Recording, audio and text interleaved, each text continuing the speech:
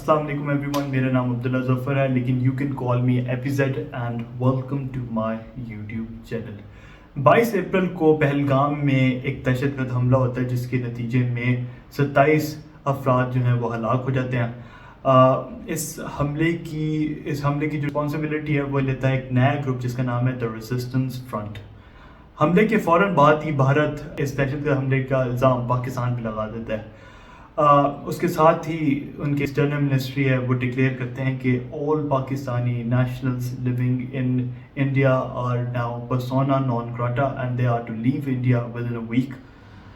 فردرمور India is also suspending Indus water treaty. بدلے میں Pakistan Shimla agreement کو سسپینڈ کر دیتا ہے اور بھارت کے لیے اپنی ہوائی حدود بھی بند کر دیتا ہے۔ Similarly, Pakistan also declares all Indian national living in Pakistan as persona non grata۔ Pakistan کہتا ہے کہ یہ ایک فالس آپریشن تھا جس کو بھارت نے کنڈکٹ کیا۔ اگر بھارت کوئی ایگریشن کرتا ہے تو پاکستان اس کا بھرپور جواب دے گا۔ اب بات یہ ہے کہ ہم نے ٹرینڈ نوٹس کیا یا ہم نے یہ چیز دیکھی ہے کہ جب بھی بھارت میں کوئی بھی دہشت گرد حملہ ہوتا ہے تو بھارت اس کا ودن 2 hours اس کا الزام پاکستان پہ فوراً لگا دیتا ہے۔ ایسا کیوں ہے؟ مطلب ہم جب بھی ان سے کہتے ہیں کہ آپ ہمیں کوئی ثبوت پرووائڈ کریں تو وہ اکثر اس کے ثبوت بھی نہیں دیتے۔ اس کی وجہ یہ ہے کہ پاکستان چاہے اس دہشت گرد حملے میں ملوث ہو یا نہ ہو، یہ بھارت کی ایک اسٹیٹڈ پالیسی ہے، ان کا فارن پالیسی آبجیکٹو ہے کہ کسی طرح پاکستان کو دنیا میں آئسولیٹ کیا جائے۔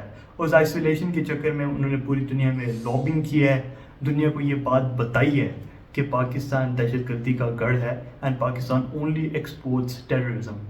اس میں وہ کافی حد تک کامیاب بھی ہوئے ہیں، انہوں نے پاکستان کی امیج کافی خراب کیا ہے۔ اس کی وجہ یہ ہے کہ بھارت از اے بگر اکانومی، ان کے ورلڈ پاورز کے ساتھ ریلیشن پاکستان کے مقابلے میں زیادہ اسٹرانگ ہے، ان کا پروپیگنڈا زیادہ افیکٹو ہے۔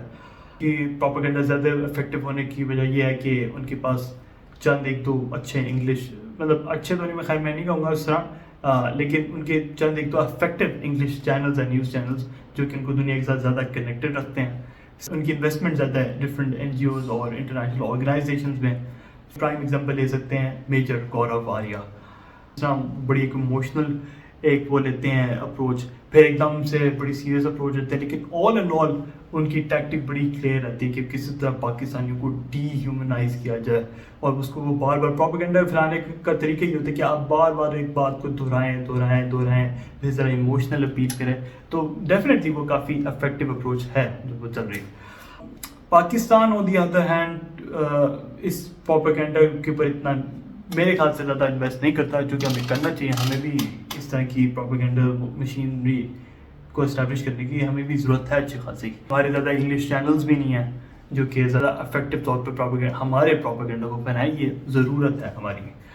اب بات یہ ہے کہ کیا بھارت انڈس واٹر ٹریٹی کو سسپینڈ کر کے یا انڈس واٹر ٹریٹی کو یونیلیٹرلی روک سکتا ہے یا پاکستان کا پانی روک سکتا ہے؟ تو اس کا جواب ہے نہیں، کیونکہ اگر بھارت یہ قدم یونیلیٹرلی لیتا ہے then it will be considered an act of war. اور نمبر 2، پانی کو پوری طرح پاکستان سے ڈسکنیکٹ کرنا اتنا آسان نہیں ہے ایز اٹ سیمز، کیونکہ اس کے لیے آپ کو بہت ہائی لیول کے ڈیمز بلڈ کرنے پڑیں گے وچ ول کاسٹ انڈیا اے لاٹ۔ دوسری بات ہے وہ یہ ہے کہ ہم فیوچر میں کیا ایکسپیکٹ کر سکتے ہیں؟ کچھ ایسا کیا ایسا ہو سکتا ہے کہ کوئی بھارت کوئی حملہ کرے یا کوئی اٹیک ہو؟ اگر ہم انڈین میڈیا کو دیکھیں تو کانسٹنٹلی ایک ریٹرک کو پروموٹ کیا جا رہا ہے کہ India must take revenge from Pakistan یا we must conduct a retaliatory strike. تو بات یہ ہے کہ ٹیمپریچر از ڈیفینیٹلی ہائی۔ 2019 میں اگر ہم جائیں واپس تو ہمیں اس چیز کا آئیڈیا ہوتا ہے کہ بھارت کو بہت زیادہ شرمندگی کا سامنا کرنا پڑا تھا، کیونکہ جو انڈین ایئر کیپیبلٹی ہے وہ کمپیئر ٹو پاکستان بالکل بھی اچھی نہیں ہے، لہٰذا وہ موسٹ لائکلی ایک گراؤنڈ آپریشن کنڈکٹ کرنا چاہیں گے، تو وی مسٹ بی ریڈی۔